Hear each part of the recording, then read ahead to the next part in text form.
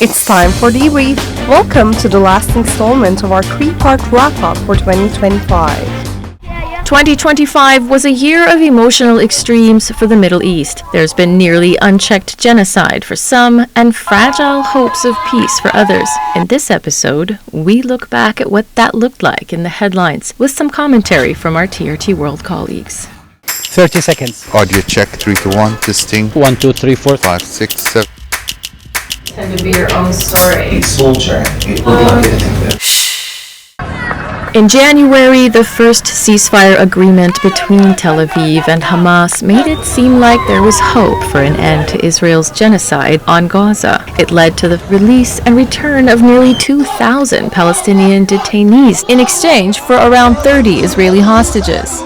In February, diplomatic efforts were driven by talk of reconstruction. As usual, U.S. President Donald Trump took the spotlight. I don't want to be cute, I don't want to be a wise guy, but the Riviera of the Middle East, this could be something that could be so bad, this could be so magnificent. Trump has repeatedly threatened to take over Gaza, expel Palestinians from their land. He shared this controversial AI-generated video showing his vision. Until today, we should have just said U.S. president / real estate developer. The first ceasefire never made it to phase 2. Israel never fully withdrew from the Strip, and by mid-March picked up where it left off with more intense attacks. Civilian deaths surged again. Month after month brought fresh evidence of Israel's brutal abuses against Gazans. Between March and October, the crisis shifted from bombs to bread. The UN and World Food Program repeatedly warned aid allowed into Gaza was far below survival needs.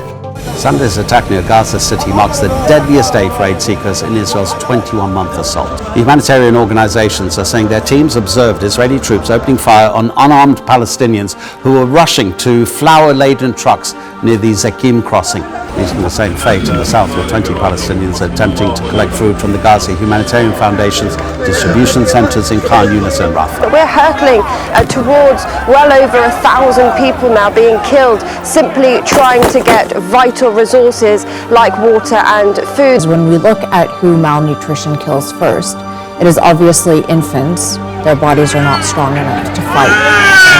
2 children and 7 adults have now died of starvation since Monday, taking the malnutrition death toll since the war started to nearly 189. Even the controversial US and Israeli-backed Gaza Humanitarian Foundation admits the crisis is spiraling out of control. Countries have been airdropping supplies into the enclave in an attempt to alleviate the worsening food crisis. Aid continues to be dropped from the skies. Sometimes they don't reach the hungry. On other occasions, aid boxes have even killed people as they landed. These scenes, once rare, are now becoming more common. In July, Amnesty International reported that Israel was using starvation as a weapon, deliberately imposing conditions of life calculated to bring about Palestinians' physical destruction as part of its ongoing genocide. In June and again in September, the UN Security Council voted on resolutions demanding an immediate, permanent ceasefire, both vetoed by the US, despite overwhelming international support. And it wasn't just countries that were complicit. Francesca Albanese says many international companies are profiting from the war in Gaza and Israel's illegal occupation of Palestinian territories. She's listed 48 companies, from weapon makers and energy companies to US tech giants. A report found these firms have failed to fulfill their legal responsibilities to stop supporting Israel's illegal actions. Yes, companies must be held accountable, either before courts, like through judicial proceedings, or, and this is a very easy way in a system, in a capitalist system like ours, where economies are and markets are globally connected, by voting through their wallet. But Israel only entrenched itself further as it continued to kill Gazans of all ages. Next in Israel's crosshairs, Gaza City and the million citizens who will be forced from their homes. The Israeli cabinet has been meeting to plan the logistics. I arrived today at the Army's Gaza division to approve the plans that the Army presented to me and the Minister of Defence for taking control of Gaza City. We do not think we can endure the relentless bombardment and shelling once again. The Israelis will likely be even more brutal when they invade this time. You can cut anxiety literally with a knife here in Gaza City, as everyone here is anxious about what's going to happen the next hours or the next days. The Israeli army has approved the calling up of 60,000 reservists, bringing up the number on the field to 130,000. That this whole war on Gaza is becoming intentionally a never-ending war. The point of it is to retake Gaza over with a clear decision supported by the United States. If one talks about a lack of accountability, the United States administration currently fits all those criteria. They are unapologetically a supporter of genocide, of crimes against humanity, ethnic cleansing and starvation. It is a famine. The Gaza famine. A famine has been officially declared in parts of northern Gaza and is likely to spread to the rest of the enclave within weeks. It is a war crime to use starvation as a method of war. Israelis took part in a nationwide strike on Sunday with protesters urging Netanyahu to end the war in Gaza. 500,000 Israelis took to the streets, almost 350 different locations. For the first time in almost a year, they came together with a massive demonstrations and a powerful message that they are urging him, exerting pressure on Netanyahu to sign a ceasefire deal. We now rise to save the hostages, the soldiers. We demand a comprehensive and applicable deal and the end of the war. And an independent UN commission found Israel has fulfilled 4 of the 5 criteria for genocide, based on statements made by its top 3 officials: Prime Minister Benjamin Netanyahu, President Isaac Herzog, and former Defense Minister Yoav Gallant. Finally, talks brokered by the US, Egypt, Türkiye, and Qatar led to a second ceasefire agreement in early October. Okay. I was just given a note by the Secretary of State saying that we're very close to a deal in the Middle East. Believe it or not, this is Khan Yunis, the town that made global headlines as Israel bombed it into the Stone Age. People have poured into the streets to rejoice. It's what Palestinians trapped in Gaza have been praying for nearly 2 years, an apparent agreement to end the war in Gaza. But at some point that whole thing has to stop, and we're going to see to it. Gaza is going to be slowly redone. Now, within 24 hours after the cabinet meeting takes place, a ceasefire will then begin in Gaza. The IDF will then redeploy to the Yellow Line, and now after this 24-hour period, the 72-hour time window will then begin, where all of our hostages will be released back into Israel. At the end of the day, you are from Gaza. How do you feel as Ashraf Shannon, not a journalist, but as a human? Personally, mixed feelings, because I'm happy that the war hopefully will stop. But at the same time, I know how Benjamin Netanyahu's actions have been.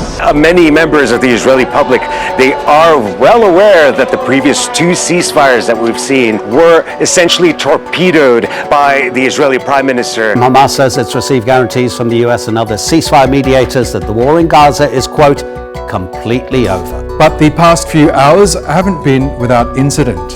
Tanks have fired at displaced Palestinians converging on the main coastal road that leads north to Gaza City. As far as Israel is concerned, they will continue the destruction and the bombing until the last second. Until it's officially declared a ceasefire, Israel will continue to attack, and they've been doing this almost every war or every conflict. Thousands of Palestinians have been returning to Gaza City after a ceasefire between Israel and Hamas took effect at 9 GMT on Friday. Some Palestinians are already back in Gaza City, finding mostly destruction. The prayers of millions have finally been answered. On the podium in Sharm el-Sheikh, US President Donald Trump announces peace in the Middle East. Signed, sealed, but still yet to be delivered. The Israeli army has killed at least 8 Palestinians just a day after world leaders gathered to sign a ceasefire deal. The war may be over, but Gaza's wounds are carved in stone. Across the strip, 84% of buildings are damaged. Trucks are trickling in again, but with little coordination or fairness. Many residents say aid isn't reaching those who need it most. After 2 years of war, they are in desperate need of everything. The destruction left behind after constant Israeli bombardment is immense. There's about 55 million tons of debris throughout Gaza. This is equal to 13 pyramids of Giza, just to give you an indication of the challenge that will be required as well. With the fragile ceasefire still holding between Hamas and Israel, US President Donald Trump announced that Phase 2 of his Gaza peace deal begins now. And as Trump announces Phase 2 of this plan, part of Stage 1 isn't complete. Not all the bodies of the remaining Israeli captives have been released, as many lie under the rubble of their country's own onslaught. Hamas says it's not going to be able to hand over these bodies without having special equipment, without having the time to go through the rubble. Israel threatened to cut aid to the Palestinian enclave because all the captives' bodies have yet to be returned. On the border, Israel is restricting the number of trucks allowed to enter the strip.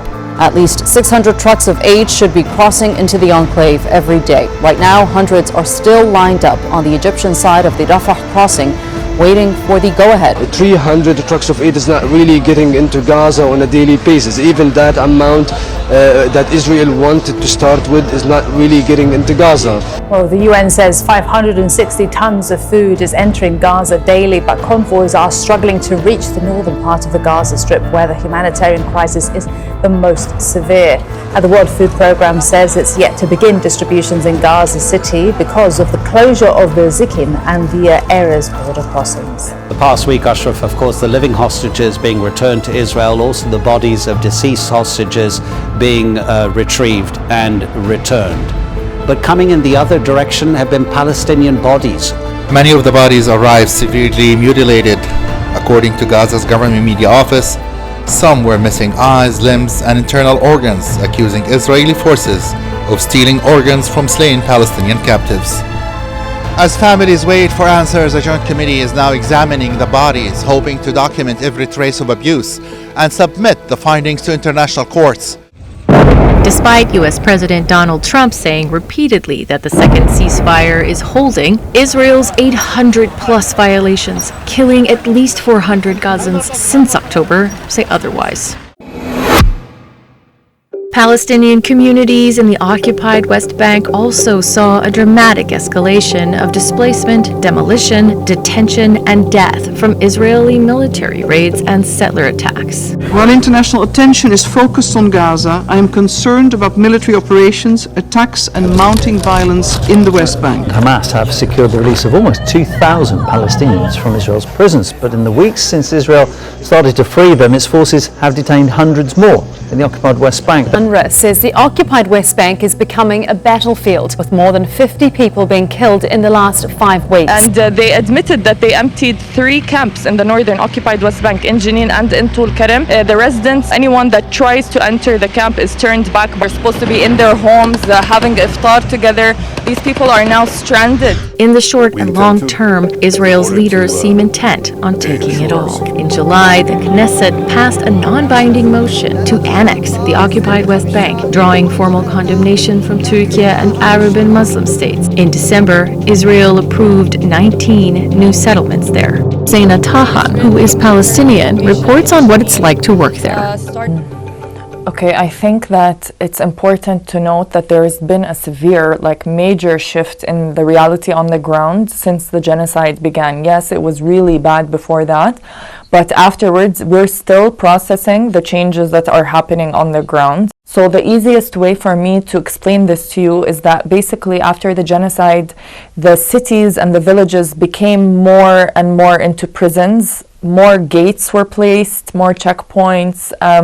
So each Palestinian city and village is engineered by Israel to have 2 or 3 exits and entrances. So us dealing with, for example, the change in how much time it takes to get from point A to point B. We're still realizing that, like for example, when we came to cover Beit Lahem, the Christmas in Beit Lahem, we tried to leave the morning of.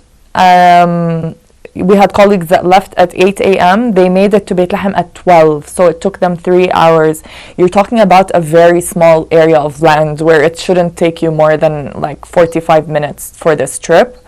So what, like we're realizing, oh, we should have slept the night before. Now you can't just get in your car and move around. We're working in very, very difficult conditions here. Yani, you can't plan, you could plan for a package tomorrow and there could be an armed operation, or there could be an Israeli attack, or yani, even on the level of human beings, not just as journalists, it's very difficult to plan. You don't know, every single day there's something new, and honestly, like you feel that you need a team on the ground. You need someone, and because of how they've divided the area, you need someone in the northern West Bank, someone in the central West Bank. Over the past few years, being a journalist, saying you're a journalist to the Israelis makes you a target. So you try to avoid saying that you're a journalist. And honestly, when we're at the checkpoints, we're literally praying that they don't open the trunk. Yes, it's very difficult, and the people on the ground are suffering so much, but at the same time, they understand what's happening. They know that this is settler colonialism. They know that the purpose of this is to expel them, and they consciously decide to fight back. Like, it's not, you know, out of necessity or that they don't have anywhere else to go. No, so many people here can leave, but they decide to stay here because they want to fight for their country. And I think the least we can do as journalists is document the sad and the happy parts. Israeli bombardment hit Gaza hardest, killing and injuring tens of thousands. But it didn't stop there. In 2025 alone, the conflict monitoring group ACLED recorded more than 8,000 strikes across Gaza and the occupied West Bank, 1,600 in Lebanon, nearly 400 in Iran, over 200 in Syria, almost 50 in Yemen, and it even bombed Qatar. Breaking news out of Qatar, where the Reuters news agency is reporting that there have been several blasts heard in the capital Doha. This is incredibly poignant timing, considering the Doha was the place where, of course, the delegation was meeting to try and broker a semblance of a ceasefire deal. This is the first known Israeli strike on Qatari soil. Israel acted wholly independently, and we take full responsibility for this action. I'm not thrilled about the whole situation. It's not a good situation. This attack requires an Arab, Islamic and international response to confront such aggression. Al-Thani says a response from the region will happen, but it is under discussion to ensure it is something meaningful. Qatar has slammed Israeli Prime Minister Benjamin Netanyahu, saying he has killed any hope for hostages to be released, while critics of Israel accuse it of crossing the red line. Whatever happens, it is truly making the GCC countries question whether America can be trusted. TRT World correspondent Nizar Sadawi, who is from Gaza, compares covering Gaza news with working in Syria. As a Palestinian, it felt right to be there to report about a war zone, another war zone. It's so similar, yet it's very different. Around me are the ruins of homes. I've looked at the places that were completely destroyed, and I know that, you know, there's a huge difference, because our homes were destroyed by an occupation, but these people's homes were destroyed by their own regime, by their own governments. And I just get wondering, how could anyone, any ruler, no matter how bad he is, do this to his own people? I went to areas like Jobar, for example, in the countryside of Damascus. I went to the north, to Aleppo and Idlib and these areas, and it was so messed up. It did not make any sense to me. But here's why I said it was also similar. When I started talking to people, these stories that they told me, they all were flashbacks. An old woman tells me that she lives alone on the ruins of her home. Her children have been killed or detained. I mean, these are pretty similar stories to the ones I know from my time in Gaza. So yeah, maybe the perpetrators are not the same, but the pain and the sorrow that I saw in these faces, that was very much similar, unfortunately. 2025 was a crucial year for Syrian hopes of building a post-Assad, post-war reality. The challenges include destroyed infrastructure, a shattered economy, and unity between divided factions. Attacks on minorities in Latakia and Suwaida pushed the transitional government to look inward to meet its security goals. Syria is, as we have confirmed, a state of law. The law will take its course on all, and we originally fought the regime and reached Damascus to defend oppressed people, and we won't accept that any blood be shed unjustly or goes without punishment or accountability. Whoever he is, even if he were among those closest to us or the most distant from us, there is no difference in this matter.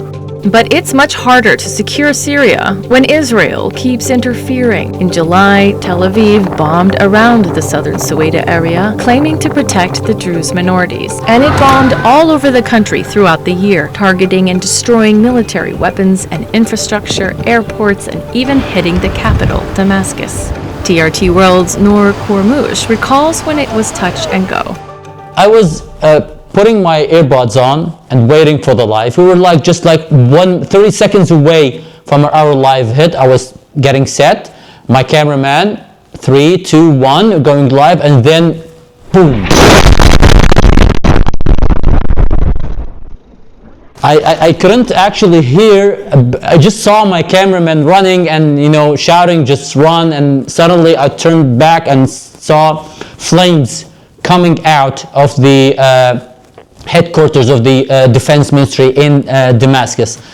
So shards, rocks, and iron materials scattered around the place that we were shooting at. A lot of people were injured, also killed during this attack, civilians and military personnel.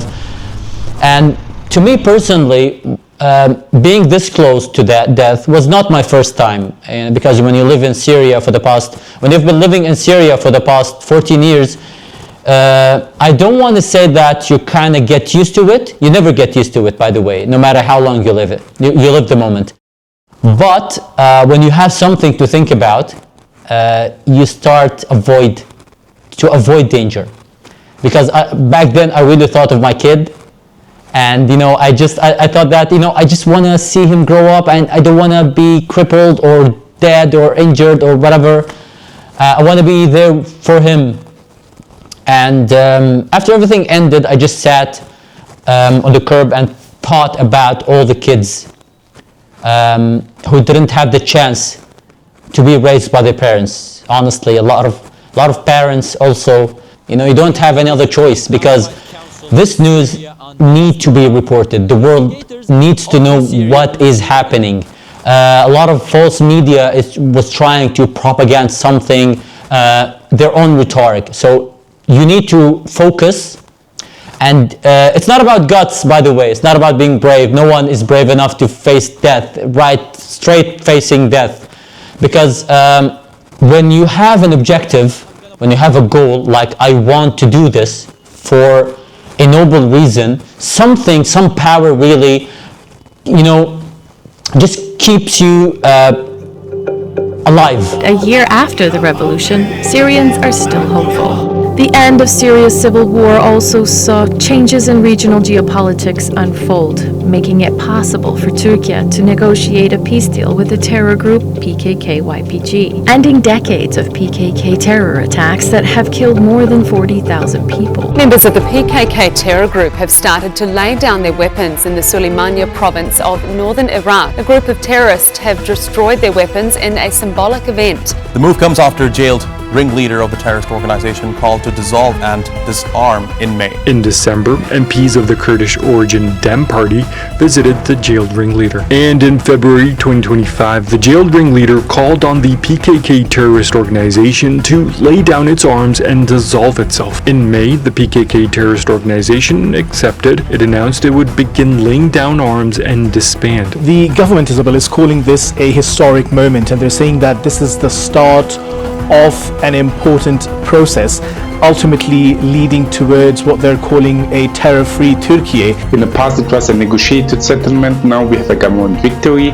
In the past we had the geopolitics in the region totally against PKK laying down the weapon. Because let's be clear, at that time Syria was in civil war and the regional states were encouraging the PKK. The US got directly involved in supporting the PKK Syrian branch, and this motivated them just not to lay down the weapons. The YPG, the Syrian branch of the terror group, had also agreed to integrate into Syria's state institutions in March and return the border crossings, airports, and energy infrastructure they control in the north by the end of the year. But they haven't fulfilled that promise, and Ankara now warns it will support whatever moves the Syrian government makes to protect its sovereignty. And that was our coverage of 2025 in the Middle East. Thanks for watching, and Happy New Year!